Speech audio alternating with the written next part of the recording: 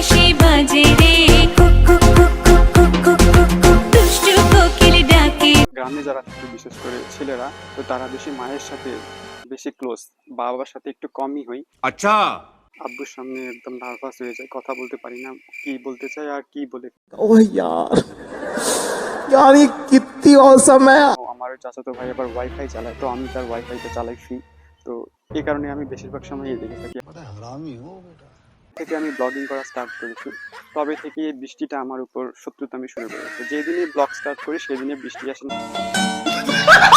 আমি ডানা কাটা পরে, আমি ডানা কাটা পরে, আমি ডানা কাটা।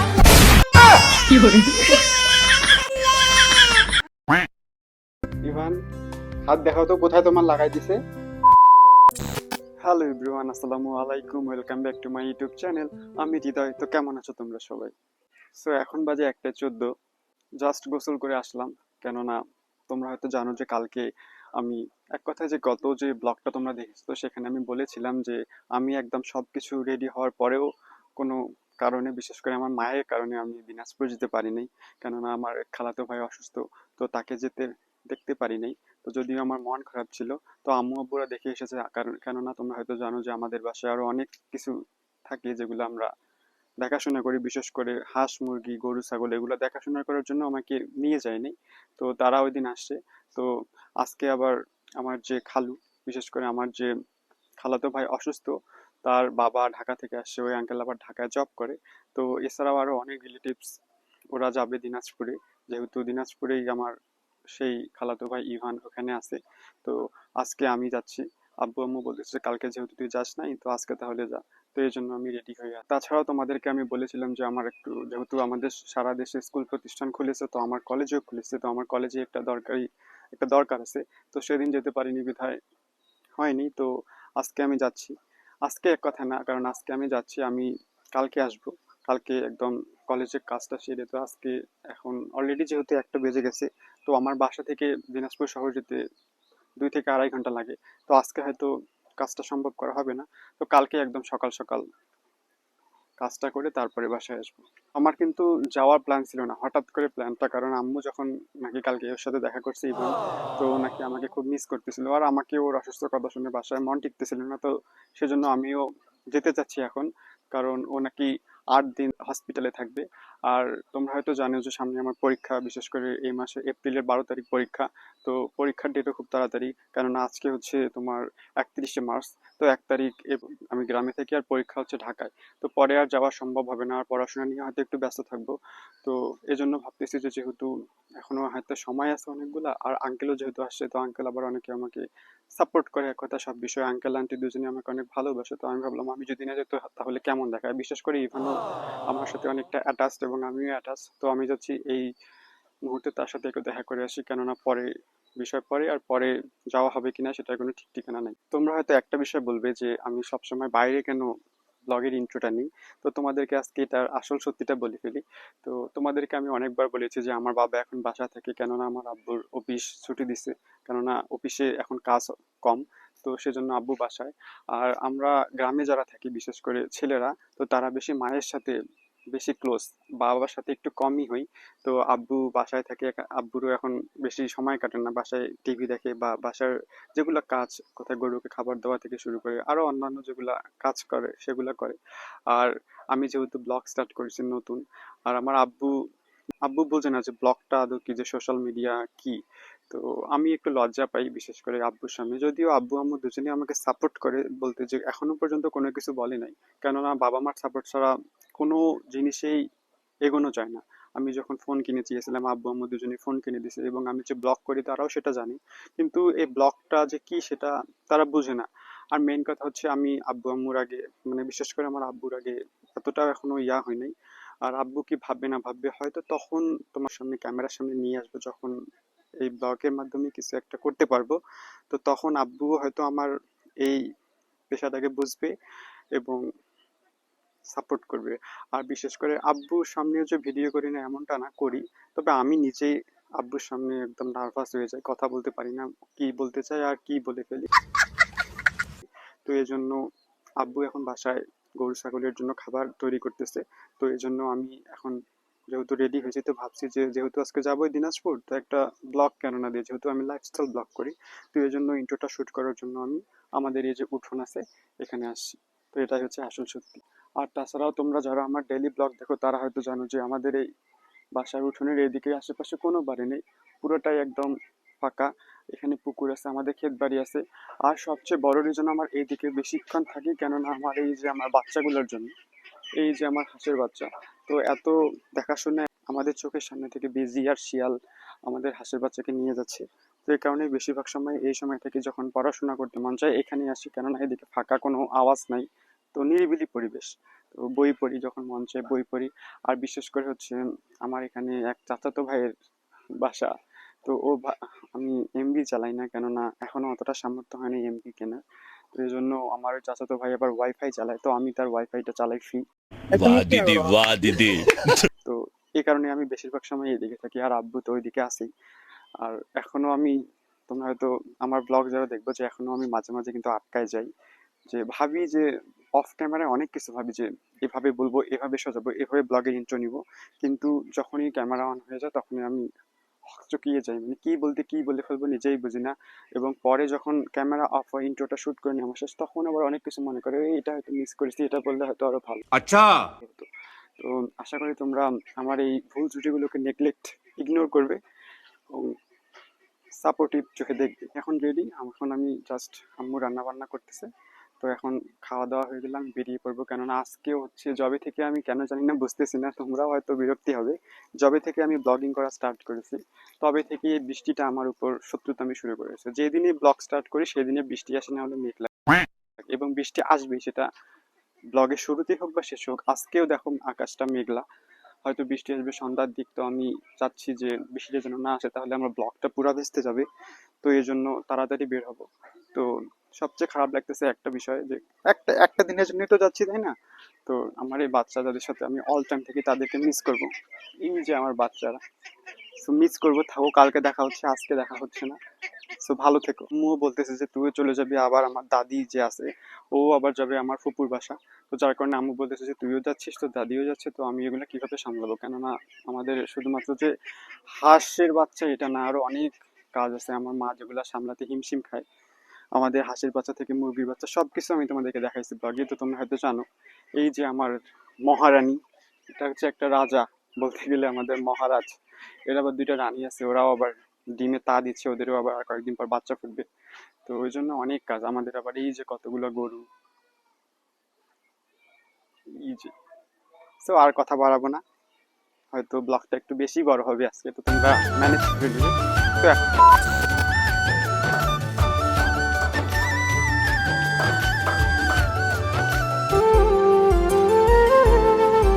তো আমি এখন খেতে আসছি। আজকে আম্মু রান্না করছে হচ্ছে সবজি এবং শাক, এখনো হয় নাই, তো ওটার অপেক্ষায় আছি। তো খাওয়া দাওয়ার পর দেখা হচ্ছে তোমাদের। A few moments later. So আমি এখন যাওয়ার জন্য রেডি, এ হচ্ছে আমার লুক। তো আমি আমার সাথে একটা ব্যাগ নিচ্ছি, কারণ যেহেতু আজকে রাতটা থাকবো, তো ব্যাগে বেশি কিছু নিইনি, যেগুলো খুব প্রয়োজনীয়, যেগুলো না নিলেই নয়। যেমন একটা ড্রেস নিয়েছি, এটা গিয়ে চেঞ্জ করব। তারপরে হচ্ছে আরো যেমন প্রয়োজনীয় জিনিস, চার্জার, ফোনের চার্জার। তারপরে হচ্ছে একটা বই নিছি, কারণ যেহেতু সামনে আমার পরীক্ষা, তো একটু হলেও পড়তে হবে। তবুও জানি না, কেননা আত্মীয় বাসায় গেলে পড়াশোনা হয় না, তাও নিছি। তারপরে ওখানে গিয়ে একটু ভিডিও করবার জন্য একটা স্ট্যান্ড নিয়েছি। আর বেশি কিছু না। তো তোমরা হয়তো ভাববে আমি ঘামতেছি, কেননা আমি একটু সুপারি খাইছি, আমি খুব সুপারি খেতে ভালোবাসি। তো এই জন্য ভাত খাইলাম কিছুক্ষণ আগে। তো ভাত খাওয়ার পর সুপারি না খেলে ভালো লাগে না, এটা আমার অভ্যাস। আমার মা বাবাও সুপারি, পান সুপারি ছাড়া থাকতে পারে না, তো ওই সূত্রে আমারও অভ্যাস হয়ে গেছে। তো এই জন্য হয়তো একটু ঘামতেছি। তো এখন বের হব, একটু হলে এই ফোনটা রাখে যেতাম,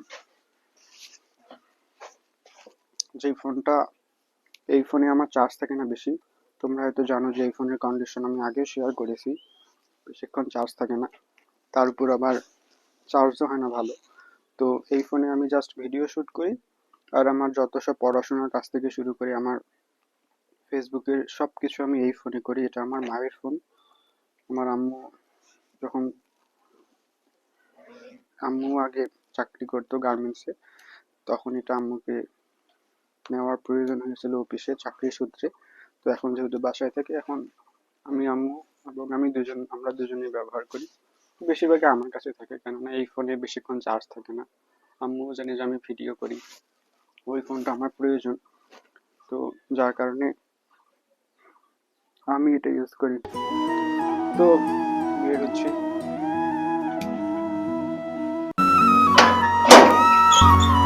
যেহেতু চলেই যাচ্ছি, তো আমার বাচ্চাদের একটু খাবার দিয়ে যাই। তো এই হচ্ছে আমার বাচ্চা।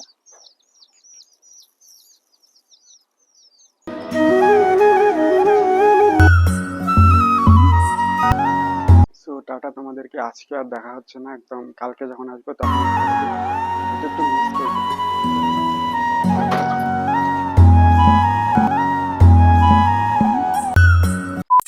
অবশেষে আমি বাসা থেকে বেরিয়ে পড়লাম। তো এখন 2টা বাজে।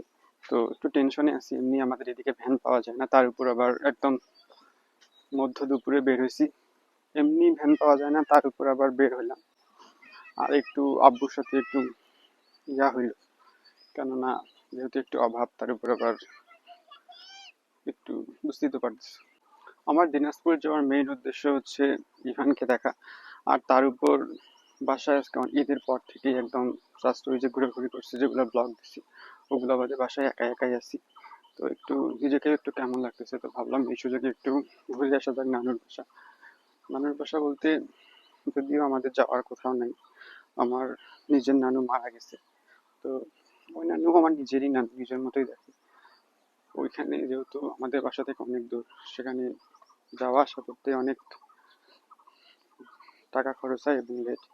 তো এই জন্য একটু কম, যেহেতু কোনো কারণ ছাড়া যাই না, তো আজকে যাচ্ছি। আমাদের বাসা থেকে দিনাজপুরের দূরত্ব হচ্ছে 40 কিলোমিটার। তো আমাদের এখান থেকে একদম সরাসরি কোনো বাস বা ট্রেনও পাওয়া যায় না যে একবারই উঠবো আর একবারে গিয়ে পৌঁছবে, এমনটা না, ভেঙে ভেঙে যেতে হয়। তো সেটাও তোমাদের সাথে শেয়ার করবো যে আমাদের এখান থেকে কিভাবে আমি দিনাজপুরে যাই।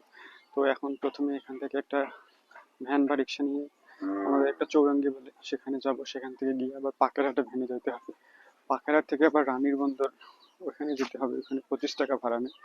তারপর আবার রানীর বন্দরে গিয়ে বাসে চড়ে একদম আমাদের দিনাজপুর সরকারি কলেজ, যেটা আমার কলেজ, তো সেই কলেজ মোড়ে এখন যাচ্ছি রিক্সা নেওয়ার জন্য।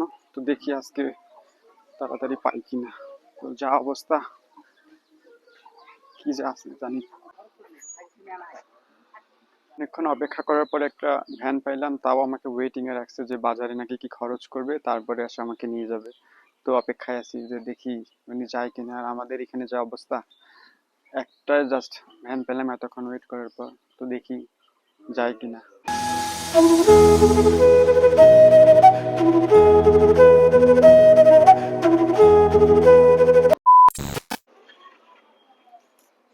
পাকেরহাট যাবো।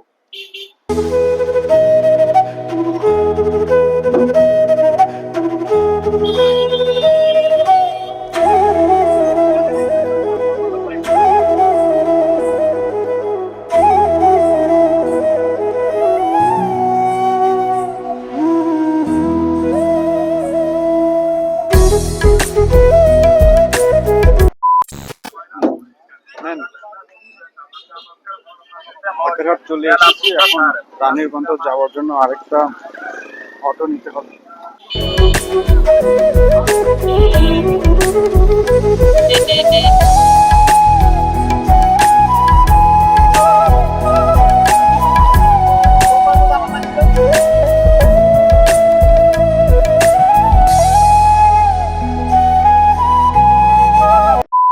রানীর বন্দর চলে আসলাম, এখন দিনাজপুর।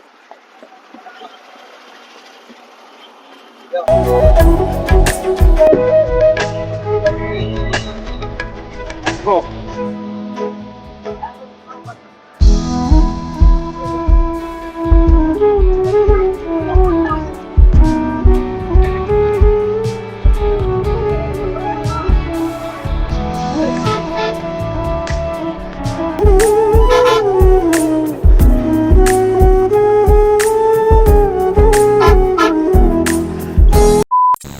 চলে আসলাম দিনাজপুর শহর। এখন যেখানে আছি সেটাকে বলে কলেজ মোড়। আমি যে কলেজে পড়ি দিনাজপুর সরকারি কলেজ সেখানে আসছি। তো যদিও এখন আমাদের কলেজে ক্লাস চলতেছে, এখন হয়তো কলেজ টাইম অফ, আমাদের ক্লাস 9টার সময় শুরু হয় এবং 1:30টায় শেষ হয়। তো কালকে থেকে আমাদের কলেজ স্টার্ট হয়েছে ঈদের ছুটির কারণে। তো আমার যেহেতু কলেজে দরকার, আজকে আর হবে না কারণ এখন কলেজ অফ, এই জন্য কালকে সকাল সকাল করে বাসা চলে যাবো। এই যে আমার পিছনে কলেজ, দিনাজপুর সরকারি কলেজ যেখানে আমি পড়ি, সেখানে এই যে কলা ভবন দেখা যাচ্ছে, তো এখানে আমি পড়ি অনার্স, এবার 3rd ইয়ারে উঠছি। যে মেইন গেট, তো এখান থেকে 2 মিনিট হাঁটলে আমার ডিপার্টমেন্ট। আমি এই কলেজেই ইংলিশ ডিপার্টমেন্টে পড়ি। তো আমি এবার অনার্স 3rd ইয়ারের নতুন, এই সামনের মাসে আমাদের সেকেন্ড ইয়ার রেজাল্ট দিচ্ছে এবং আমি পাস করেছি। এই মুহূর্তে আছে এখানে আমাদের দিনাজপুর সরকারি কলেজের মোস্ট অফ দ্য স্টুডেন্টরাই ম্যাথস নিয়ে থাকে। তো আমি বর্তমানে আছি সুইহারিতে, চলে আসছি আমার নানুর বাসা। তো আমি এখন বর্তমানে আছি সুইহারি, হাজিপাড়া বলে এটাকে। তো এখানে আসলে আমার পুরনো স্মৃতি মনে হয়ে যায়, কারণ আমি এখানেই ইন্টারমিডিয়েট 2 বছর পড়েছি এবং এখনো অনার্স পড়তেছি। তো এই যে আশেপাশে আমার যে বাসাগুলো, এগুলো সব হচ্ছে স্টুডেন্ট ম্যাথ, ছেলে এবং মেয়েদের। তো আমি এখানে ছিলাম 2 বছর। তো এখানে আসলে পুরনো স্মৃতি মনে পড়ে, কিন্তু আমি এখানে কোনো একটা ম্যাচে বেশি দিন টিকতে পারি নাই, কারণ আমি ম্যাচে এসে থাকতে পারি না, আমার ভালো লাগে না, কারণ আমি আব্বু আম্মুকে ছাড়া কোথাও থাকতে পারি না। আর যেহেতু আমি গ্রামেই বড় হয়েছি, তো শহরে আমার মন থাকে না, বিশেষ করে ভালো লাগে না এসব ঘরবন্দি জীবন। গ্রামে একটু হলেও শান্তি আছে। তোমরা হয়তো আমার গ্রামের বাড়ি দেখেছো যে কেমন, চারিদিকে খোলামেলা, আর আমার বন্ধু বান্ধব যেগুলো বাচ্চা কাচ্চা হাঁস মুরগি এগুলো নিয়েই আমি থাকি। তো এখানে এসে আমার মন থাকে না। ওই যে আমার পিছনে দেখতেছো একটা হোয়াইট কালারের বিল্ডিং, ওটা হচ্ছে আমার ম্যাথ ছিল যখন আমি অনার্স ফার্স্ট ইয়ারে পরীক্ষা দিয়ে আমি ওখানেই উঠেছিলাম। এবং এখানেই এই যে আমার সামনে যে পিছনে যে দেখা যাচ্ছে, এখানে আমি ইন্টার ফার্স্ট ইয়ারে ম্যাথস নিয়েছিলাম। তো চলে এসেছি আমি আমার নানুর বাসা। তো এখন দেখি তাদেরকে ডাকি। তো এটা হচ্ছে আমার নানুর বাসা, ওরা দোতলায় থাকে ভাড়া নিয়ে। এবং আমার পিছনে ওই যে একটা ব্লু কালারের বাড়ি দেখা যাচ্ছে, ওখানে আমার আন্টি থাকে। তো আমি ওদের বাসায় গেলে ডাকতে গেলে চাবি নিতে হয়। তো এটা একটা বিরক্তি লাগে। হয়তো আমার নানু এবং নানি ওরা মেডিকেলে গেছে, আমার আন্টি আছে, ওরা হয়তো ঘুমাচ্ছে। তো এই জন্য আমি আমার খালার বাসা যাচ্ছি, কেননা আমার খালাতো বোন ঈশা ওই একটু আগেই স্কুল থেকে আসছে। তো ওরা হয়তো বাসায় আছে। তো আমার খালার বাসা গিয়ে ঘুরে আসলাম, কারণ আমার খালাতো বোন এখনো স্কুল থেকে আসে নাই। তো আমার আন্টি হয়তো ওকে নিতে গেছে। তো এখন আমি আমার নানুর বাসার নিচে অপেক্ষা করতেছি। আমি তো চলে আসলাম আমার নানুর বাসা। আমার আন্টির বাসা গিয়ে দেখলাম যে ওরা নাই, হয়তো আমার এসা আমার খালাতো বোন কোচিং করে, হয়তো কোচিং নিয়ে গেছে। কিভাবে বুঝলাম যে ওরা নাই? দেখলাম যে এসা স্কুল জুতা দরজার বাইরে রাখছি, তো এই জন্য বুঝলাম যে হয়তো এসে কোচিং এ গেছে। তো এখন আমি আমার নানুর বাসা যাচ্ছি, আন্টিকে ডাকছি, আন্টি চাবি খোলাই দিল। সো নানুর বাসা আমি আসলাম। তো এখানে আসে দেখি যে যে আমার খালাতো ভাই মেডিকেলে ছিল। তো ওরা আসে দেখতেছি যে বাসায় আসছে, তো মেডিকেলে থাকতেছে না, কান্না করতেছে নাকি। তো এই জন্য ওরা বাসায় আসছে। তো এখন দেখা করবো। এই ইভান, ইভান হাত দেখাও তো, কোথায় তোমার লাগাই দিছে? দেখাও তো, দেখাও কোথায় ব্যথা পাইছো, দেখাও তো, দেখাও এখানে, দেখাও তো কোন হাতে, কোন হাতে? তো দেখি হাত, দেখি হাত, দেখি এই যে তোমার হাত।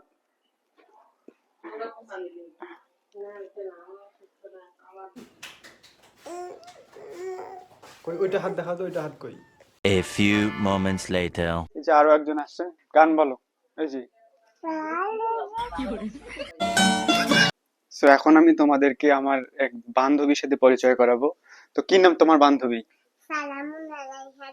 তো তোমার নামটা ইংলিশে বলো। My name is Salamullah Haridisa. My father name ওই is যে Salamullah. My mother name is Sharabantu. I am 4 years old. I live in Kashmir. Around আমার স্কুলে ইন্টারন্যাশনাল স্কুল কলেজ তো আমার বান্ধবী এখন গান শোনাবে, বলো কোন গান? ফাগুন No. ফাগুন মাসে কাঁচা মাছে কুমড়াছে প্রেমের মুখটা किल डाके रे कुकु कुकु कुकु कुकु सब क्या देखना पड़ रहा है अच्छा है मैं अंधा আমি ডানা কাটা পরি আমি ডানা কাটা পরি আমি ডানা কাটা পরি আমি ডানা কাটা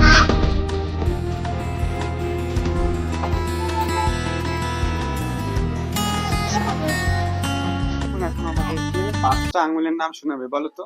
সিদ্ধা তর্জনী মধ্যমা অনামিকা কনিষ্ঠ The next day. সকাল সকাল আমরা ঘুম থেকে উঠে পড়েছি। তো এখন আমার দায়িত্ব হচ্ছে রুকুকে খাওয়ানোর, কারণ ওর মা হচ্ছে ওর যে বড় বোন সালামন ওকে নিয়ে স্কুলে গেছে। তো ইভান আবার অসুস্থ, তো মা ব্যস্ত। আসো, এই আসো আসো আসো আসো আসো আসো, এই যে দেখো, এই যে দেখো, এই যে দেখো, এই যে দেখো, এই যে দেখো, বলো তো, বলো।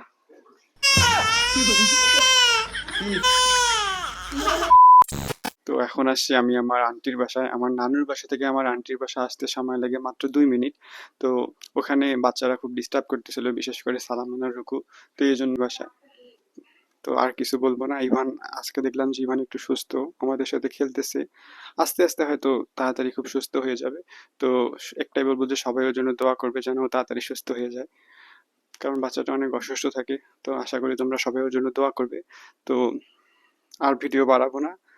তো আজকের ভিডিওটা কেমন লাগলো অবশ্যই কমেন্ট করে জানাবে। এবং হ্যাঁ, আরেকটা বিষয় তোমাদেরকে বলি। তো আমি যে তোমাদেরকে বলেছিলাম যে আমার একটা পরীক্ষার ডেট দিয়েছে, তো আমি নানুর বাসায় এসে আবার ফোনে মেসেজ পাই যে আমার আরো একটা পরীক্ষা দিয়ে দিয়েছে। আমি তোমাদেরকে বলেছিলাম আমার পরপর আজকে মনে করো যেদিন পরীক্ষা আছে 10 তারিখ, তারপরের দিন আছে 11 তারিখ।